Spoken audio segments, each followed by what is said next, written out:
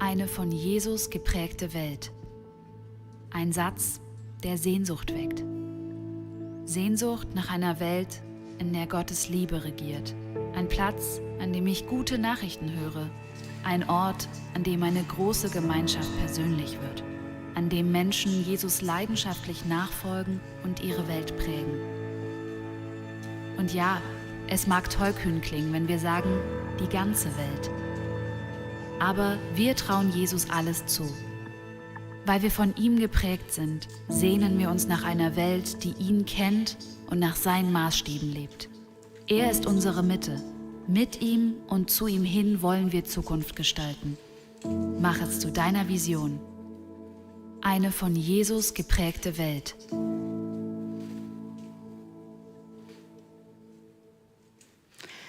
Herzlich willkommen zum Gottesdienst hier in der Evangeliumsgemeinde. Schön, dass wir zusammen Gottesdienst feiern.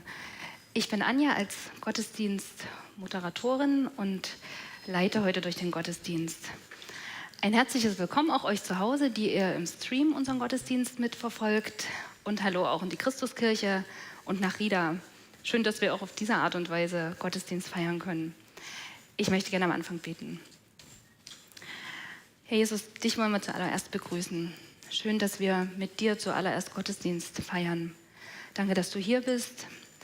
Danke, dass du unser Grund zur Hoffnung bist, unser Grund der Freude. Du bist unser Fundament und das ist gut zu wissen. Und ich bitte dich um deinen Segen und um deine Gegenwart durch deinen Heiligen Geist in diesem Gottesdienst, dass du zu uns redest und dass wir einfach auch erwarten, dass du zu uns redest. Danke, dass du hier bist. Amen.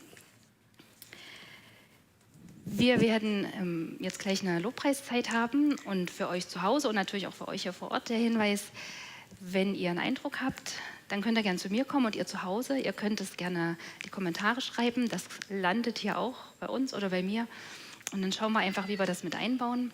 Ansonsten freue ich mich auf den Gottesdienst. Noch ein kurzer Hinweis, genau, die Masken bitte die ganze Zeit tragen, ihr macht das schon, das ist super.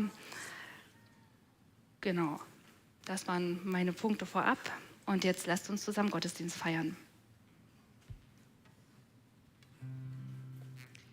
Ja, von uns auch ein herzliches Willkommen, ihr lieben Leute, die ihr da seid. Ich weiß nicht, wie es euch geht, denn ich gucke nicht mehr so viel Nachrichten, weil mich das sonst oft zu sehr mitnimmt. Aber ich weiß, dass da ein Krieg ist. Und ich weiß, dass das beängstigend ist. Und ich weiß, dass wenn ich dann denke, na, jetzt machen wir jetzt Lobpreis und wir singen unsere Lieder und so, dass man manchmal vielleicht so ein bisschen ein geschlechtes Gewissen hat, wir können doch jetzt hier nicht jubeln und den Herrn preisen und den Leuten dort geht es so schlecht. Oder vielleicht geht es auch manchen von euch wirklich so emotional seid ihr so emotional angekratzt, dass ihr denkt, ich kann jetzt nicht einfach Lobpreis machen. Aber was mir so durch den Kopf gegangen ist, ist, dass gerade Gott ja immer der gleiche ist und wir ihn ja nicht nur in guten Zeiten loben sollen. Und dass unser Lob ein ganz besonderes Gewicht bekommt, wenn wir uns aufstellen oder innerlich aufrichten und sagen, und ich lobe ihn trotzdem. Vielleicht stimmt nicht jede Zeile von den Liedern, die wir singen, mit dem überein, was ihr glaubt. Aber lasst euch nicht davon abhalten, unserem Gott und dem Vater zu begegnen. Und mit dem ersten Lied wollen wir einfach unsere Seele, unseren Geist wachrütteln. Und deshalb fangen wir auch erstmal langsam und leise an, aber es steigert sich dann. Komm und lobe den Herrn, meine Seele singt, bete den König an, sing wie niemals zuvor, nur für ihn und bete den König an. Komm und lobe den Herrn, meine Seele singt, bete den König an. Sing wie niemals zuvor, nur für ihn und bete den König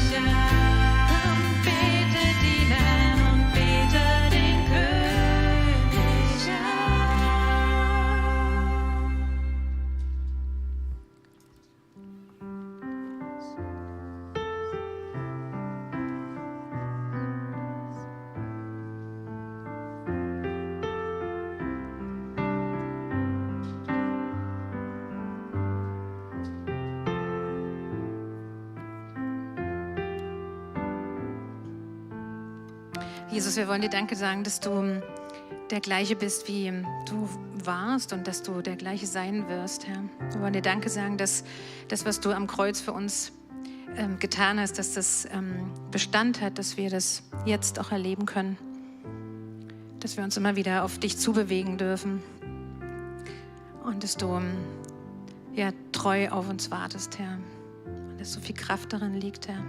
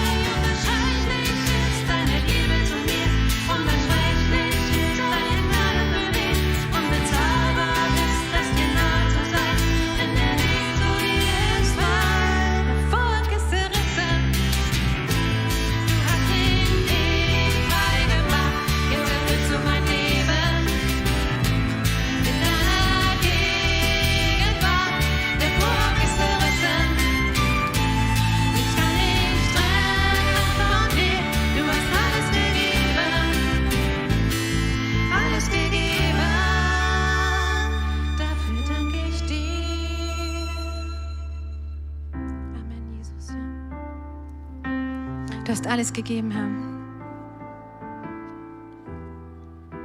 Und Herr, wir wollen uns wirklich vor dich stellen und dich bewundern, Herr.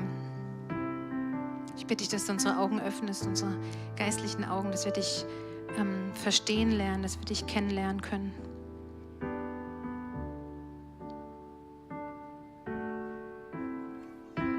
Und wir haben einen sehr, sehr, sehr starken Gott, einen, der Wunder tun kann. Und heute Morgen habe ich nochmal Markusevangelium mir vorlesen lassen. Und da kam ein Satz, der mich so angesprungen ist. Das war eine der Situationen, wo Jesus mit den Jüngern auf dem Wasser war und das Sturm kam und er am Ende diesen Sturm bezwungen hat und die Jünger einfach nur gesagt haben, was ist das für ein Mensch, dem sogar Wind und Wellen gehorchen. Und das hat mich so in mein Herz gesprochen, was ist das für ein Mensch? Und wir wissen ja jetzt einfach, dass Jesus nicht nur Mensch, sondern auch Gott war oder ist. Und haltet das mal in eurem Herzen. Wie groß ist Gott, wie groß ist Jesus, dass ihm Wind und Wellen gehorchen und nicht nur das. Und lasst uns Jesus zusingen, dass ihm die Ehre gebührt.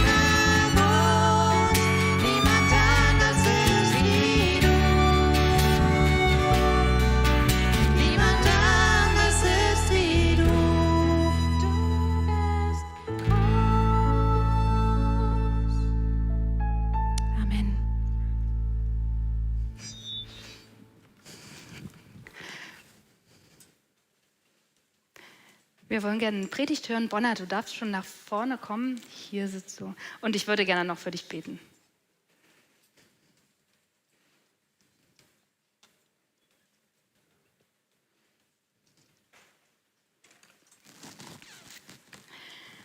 Herr Jesus, ich danke dir, dass Bonner predigt. Danke, dass du zu ihm geredet hast. Wir sind gespannt, was du uns sagen willst durch ihn. Und ich segne ihn einfach mit Ruhe und mit Weisheit, ja, dass er das sagen kann, was du ihm aufs Herz gelegt hast. Amen.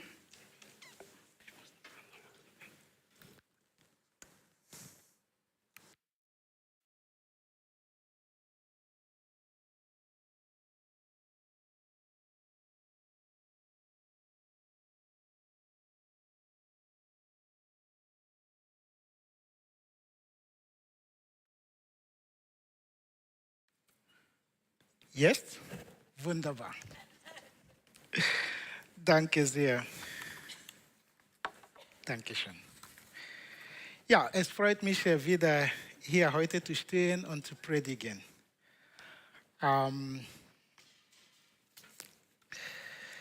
Wir haben seit 3 Sonntagen jetzt angefangen, eine Predigtreihe in Markusevangelium. Und in Teil 1 hatte Julian einen Einstieg zu dieser Predigtreihe gemacht mit der spannenden Frage, wer ist Jesus für mich gemacht? Und letzten Sonntag hatte Theresa mutig, da dass ihr Mann eigentlich das machen sollte, aber ich finde es wirklich sehr mutig, dass Theresa das gemacht hat. Und sie hat uns ein Stück weitergebracht, indem sie uns gezeigt hat, dass Jesus begreifbar ist und dass er heute lebt und handelt.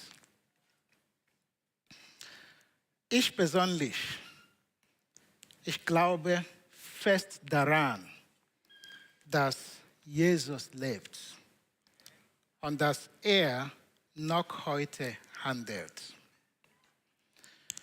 Und deswegen möchte ich, dass wir heute in dieser Teil 3 anschauen, wie er gelebt, gehandelt und was er gesagt hat. Natürlich nicht alles, nur ein paar Teile von was er gesagt hat oder wie er gelebt hat oder wie er gehandelt hat. Ich hoffe, dass du dabei bist, mit uns das Markusevangelium durchzulesen. Wir sind dabei und ich bin mir sicher, dass einige schon dabei sind. Ich versuche, das wirklich zu machen. Und wenn du noch nicht dabei bist, kannst du immer noch einsteigen. Es gibt wirklich viele Dinge dort zu lernen. Was wir im Markusevangelium sehen, ist, dass Gott auf außerordentliche Weise in die Menschheitsgeschichte durch Jesus angreift. Das merkt man, wenn man Markusevangelium liest. Das sehen wir in seiner Taufe zum Beispiel. Die Stimme von Himmel und seine Kernbotschaft. Als Jesus gekommen ist, hat er gleich gesagt, jetzt ist die Zeit gekommen, Gottes Reich ist näher. Kehrt zu Gott und glaubt an die rettende Botschaft. Hat er gleich gesagt. Und das ist seine Kernbotschaft. Und das hat ihn immer geprägt bis zum Ende. Und in Markus Kapitel 3, Vers 13 bis 15 schreibt Markus, danach, das heißt, nachdem er viele geheilt hat, stieg Jesus auf einen Berg. Er rief die Jünger, die er bei sich haben wollte, und sie kamen zu ihm. Dann wählte er 12 von ihnen aus, die er Apostel nannte. Sie sollten ständig bei ihm bleiben und von ihm lernen. Er wollte sie mit dem Auftrag aussenden, die rettende Botschaft zu verkünden um mit seiner Vollmacht Menschen aus der Gewalt dämonischer Mächte zu befreien. Hier sieht man ganz deutlich, warum Jesus die Apostel auserwählt hat, nämlich ständig bei ihm zu bleiben, von ihm zu lernen, die rettende Botschaft zu verkünden und mit seiner Macht Menschen von Dämonen zu befreien. Wir sind nicht alle zum apostolischen Dienst berufen, wir sind aber alle auserwählt. Du, ich, alle. Und wir sind zu seinem königlichen Priestern berufen worden.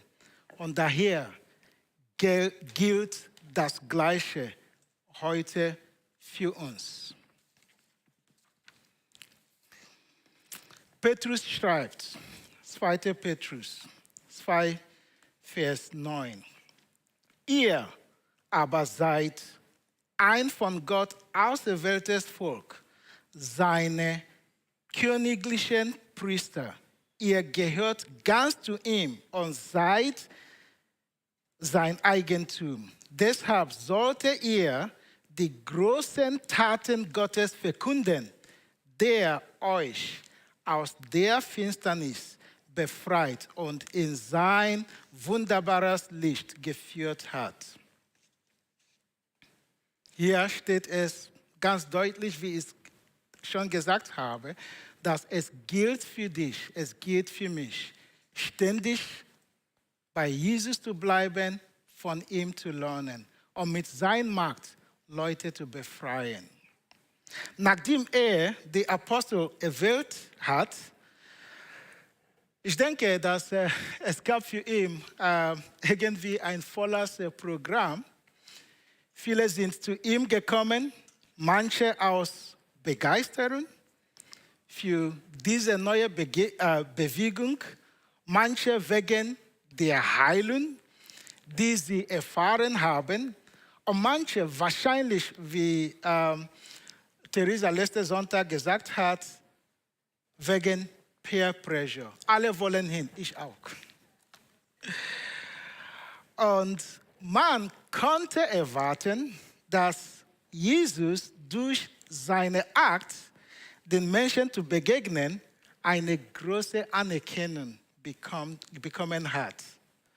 Wir lesen aber, dass er auch Widerstand erlebt hat. Erstens von seiner eigenen Familie.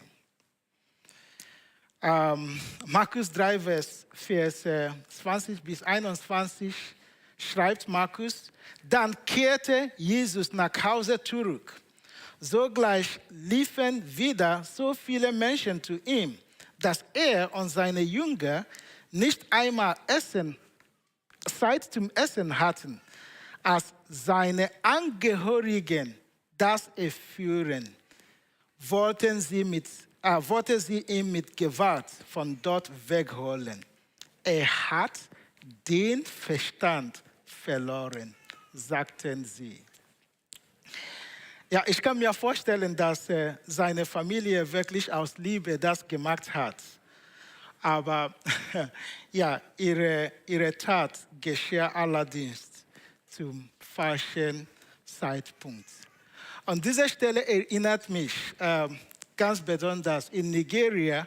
Bei uns damals, 85, 86, gab es große Erweckung bei uns. Und viele Leute auf einmal haben angefangen, Jesus zu begegnen. Und Jesus hat plötzlich ihr Leben verändert.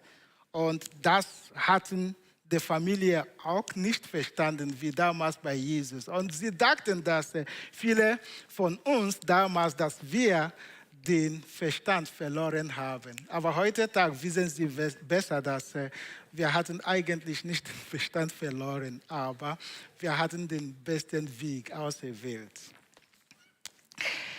Es war nicht nur seine eigene Familie, sondern auch die religiösen Führer, die eigentlich besser wissen sollten. Was haben sie zu Jesus gesagt? Einige der Schriftgelehrten aus Jerusalem behaupteten sogar, er ist von Teufel besessen. Nur weil er von Obersten der Dämonen die Macht bekommen hat, kann er Dämonen austreiben. Mensch, wie kann das sein? Wirklich unlogisch. Dass Satan ausgerechnet Jesus benutzen soll, um seine eigene bösen Reich ein Ende zu bereiten. Der Widerstand von seiner Familie und religiösen Führern konnte Jesus nicht aufhalten, seinen Dienst weiterzumachen. Deswegen sollte uns das auch nicht aufhalten. 1. Timotheus Kapitel 3, Vers 12 sagt, tatsächlich muss jeder, der zu Jesus Christus gehört und so leben will, wie es Gott gefällt, mit Verfolgung rechnen. Also, wenn wir verfolgt sind, Widerstände erleben, sollten wir nicht einfach aufhalten. Die Kraft von Gottes Wort sehen wir in 4 Gleichnissen. Das Gleichnis von Seemann. Die Bibelstelle werden wir nicht durchlesen. Ich erzähle uns ein paar Dinge dazu. In diesem Gleichnis geht es um einen Seemann, der auf sein Feld geht, um Getreide zu säen. Einiges fiel auf den Weg und die Vögel pickten es auf. Einiges fiel auf felsigen Boden, einiges ins Dorngestrüpp und der Rest fiel auf guten Boden. Jesus sagt deutlich, der Seemann sät das Wort. Und dieses Gleichnis zeigt uns verschiedene Reaktionen von Herzen zum Wort Gottes. Es gibt also harte Herzen, oberflächliche Herzen, zu volle Herzen und offene Herzen. Und ja, die Bibel sagt, dass die Körner, die auf fruchtbare Boden gefallen sind, dass sie gingen auf, wachsen heran und brachten das 30-fache, 60-fache, sogar 100-fache der Aussaat als Ertrag. Und am Ende sagt Jesus, wer Ohren hat, der soll auf meine Worte hören. Das Wort Gottes kann unser Leben verändern. Aber das passiert nur, wenn wir offene Herzen haben. Wie wir zu Gottes Wort reagieren, bestimmt das Ergebnis, das wir am Ende bekommen.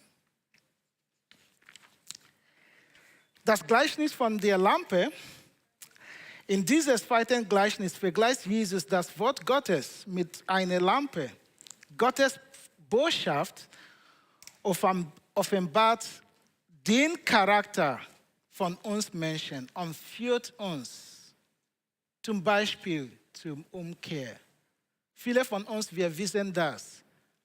Einige von uns sind zu Gott gekommen, dass wir Wort Gottes gehört haben und es uns gezeigt haben, wie wir vor Gott sündige Menschen sind. Und wir haben um Vergebung von Gott gebeten und sind dadurch befreit. So passiert das.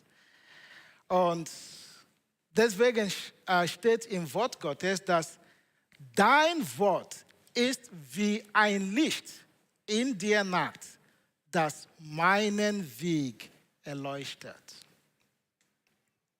Ich denke gerade an, einmal hatte ich bei einer Untersuchung, es war ausfällig, dass etwas nicht stimmt mit meinem Herz. Es war fürchterlich.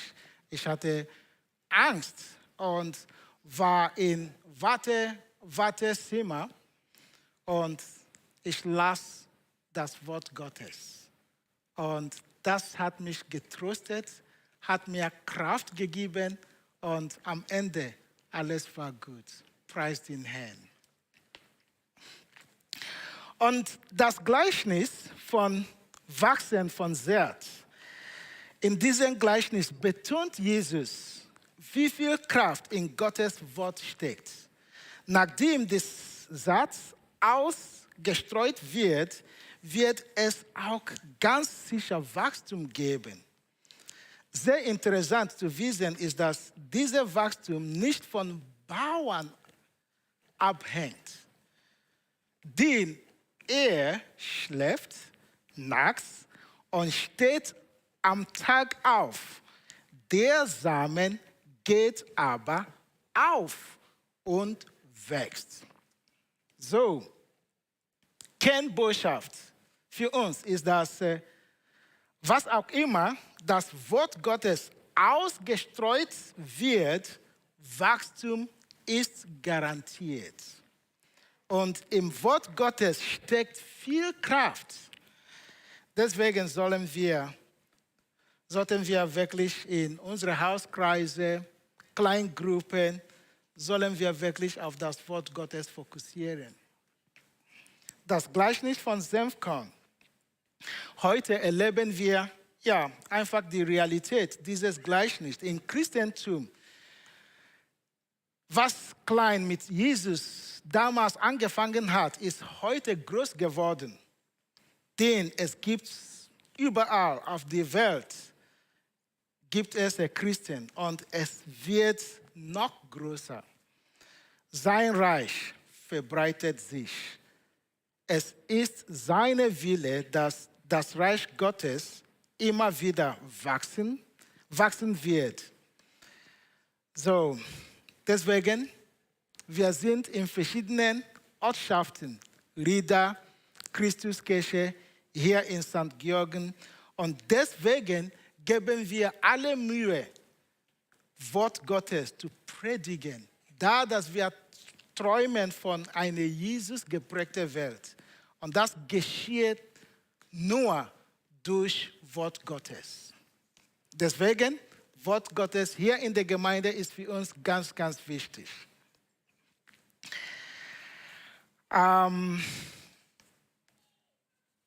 Die Kraft, Jesus bei 4 Wundern, die Stillung des Sturms.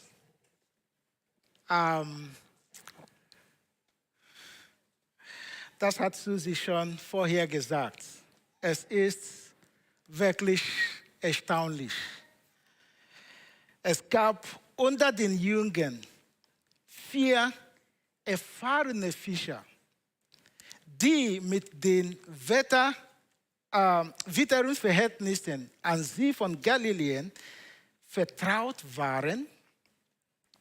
Sie hielten aber die Lage sehr, sehr ernst, dass sie mit dem Sinken des Bootes und dem Ertrinken alle rechneten. Die Jünger, sie wunderten sich, dass Jesus trotz der Gefahr schlafen konnte. Und weckten ihn vermutlich, weil sie ein Wunder für absolut notwendig und möglich hielten. Was damals geschah, ist für mich wirklich erstaunlich. Jesus spricht zum Wind und zu den Wellen, als ob er mit einem Hund reden würde, der gerade jemanden anspringt. Was sagt Jesus? Er sagt, sei still, schweig. Und sofort legt sich der Sturm und es wird ganz still. Dieser Jesus ist auch dein Retter. Und er lebt, er handelt und er ist hier. Glaub mir.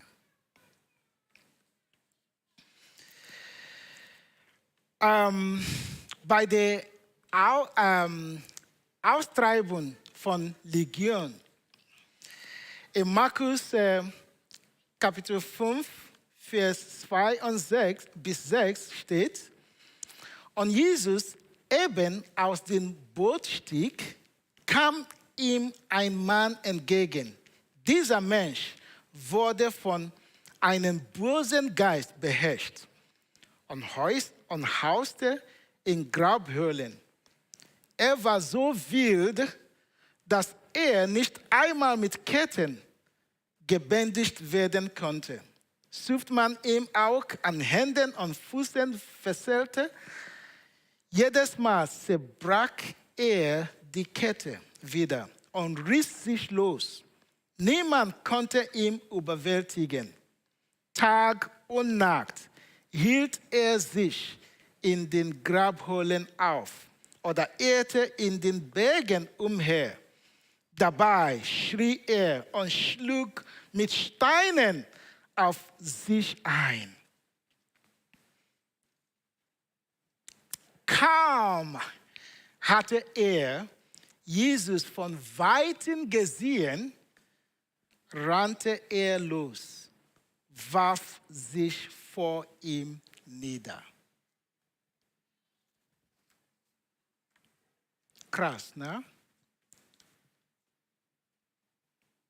Dieser Mann, den niemanden überwältigen konnte, sah Jesus von Weitem, rannte los, warf ihm nieder. Und dann fing Dialog an.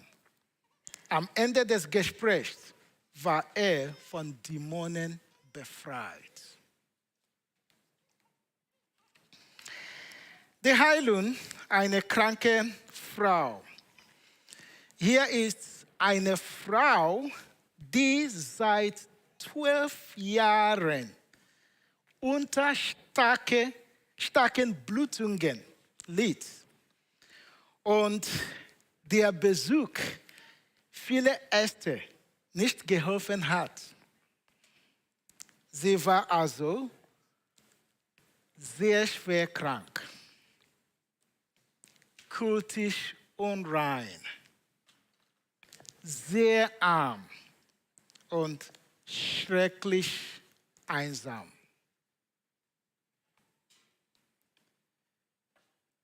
Und dann drängte sich in der Menge von hinten an Jesus heran und berührte sein Gewand und wurde sofort geheilt. Was konnte man dazu sagen? Halleluja. Und liebe Leute, es ist nicht nur Theorie, das brauchen wir nicht. Es ist real. Ich bin hier, uns zu sagen, zu verkünden, dass Jesus real ist. Und er lebt und handelt heute. Ich wünsche mir, dass du wirklich bereit bist. Ich wünsche mir sehr, dass du wirklich offen bist für was er in dein Leben machen kann. Es steckt viel drin. Die Auferweckung der Tochter des Jesus mit seiner wachsenden Verzweiflung musste er für Jesus wirklich unerträglich gewesen sein. Die Verzögerung durch Jesus Begegnung mit der Frau anzusehen, und jetzt kam tatsächlich die schreckliche Nachricht, dass seine Tochter gestorben ist. Jesus sah Jesus an und sagte, fürchte dich nicht. Glaube nur. Fürchte in dieser schrecklichen Moment, hoffnunlos Situation, sagte Jesus, fürchte dich nicht, glaube nur. Am Ende wurde seine Tochter von Tod auferweckt. Diese 4 Wunder zeigen uns Jesus Macht über jeden dieser Lebensbereiche. Ob es über die Nation,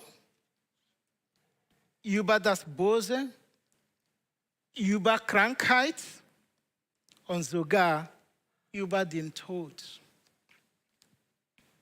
Wisst ihr, wenn Jesus in diesen 4 Bereichen Herr in unserem Leben ist, dann ist er wirklich Herr über alles.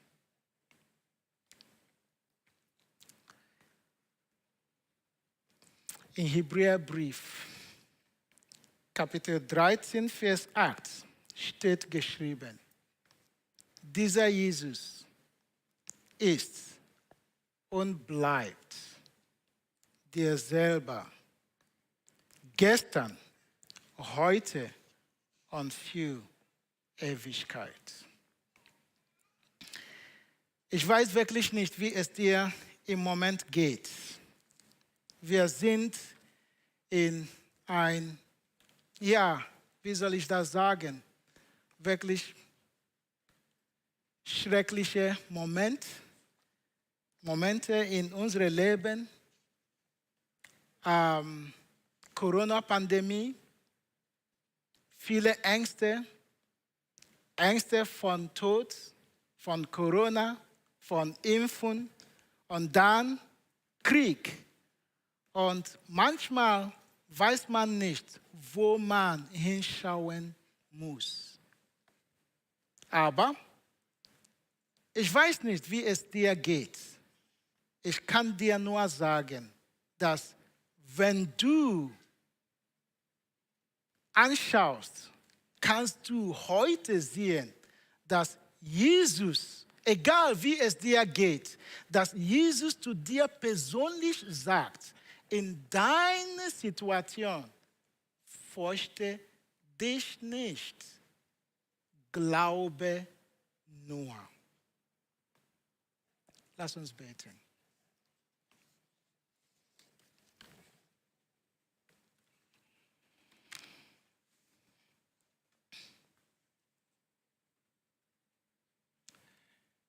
Ich möchte einfach für uns beten.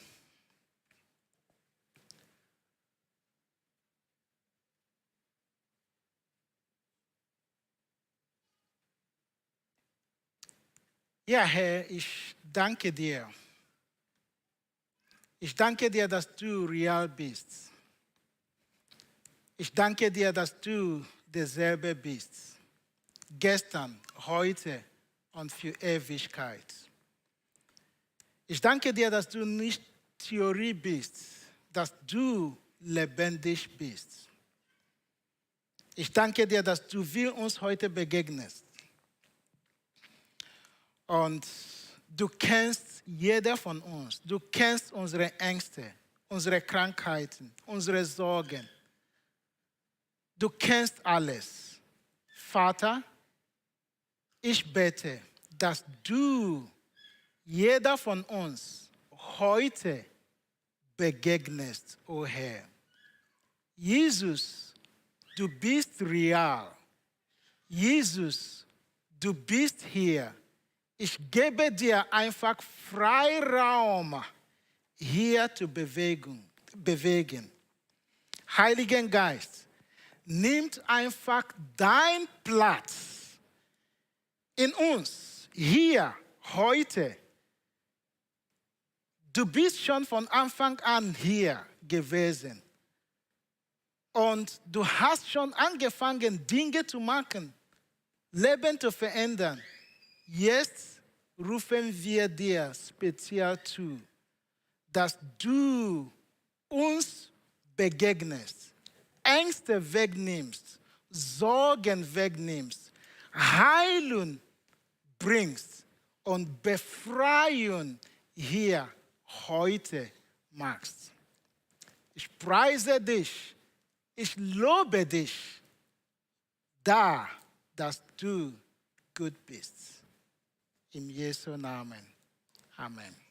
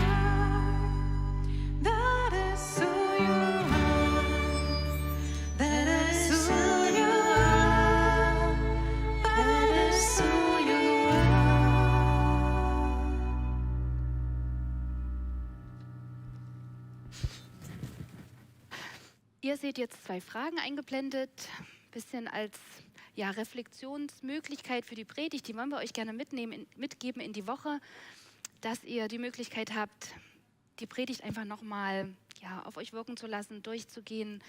Das wünschen wir euch, dass nicht nur am Sonntag die Predigt aktuell ist, sondern einfach euch auch in die Woche mit begleitet.